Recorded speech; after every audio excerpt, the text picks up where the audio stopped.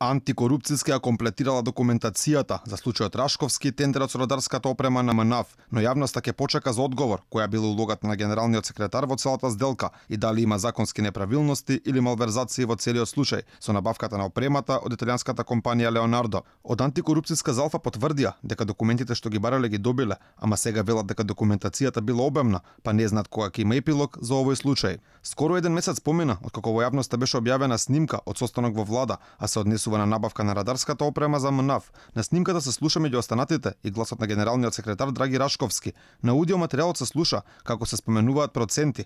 Рашковски не негираше дека бил на состанокот, но тврдеше дека објавената снимка не била целосна. И додека антикорупционерите читаат документација, полицијата поекспедитивна.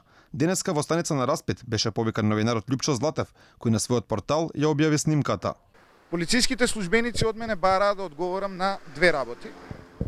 Прво, дали стојам јас за текстот, за што одговорив нормално, јас стојам, подпишан сум.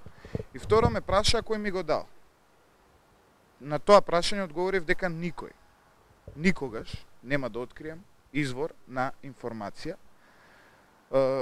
Очигледно е дека властите наместо да гонат криминал, гонат свиркачи, гонат луѓе кои мене ми откриле криминал. Ваквиот притисок кон новинарството и кон медиумите не е европска вредност и не е она кон што ние треба да се стремиме.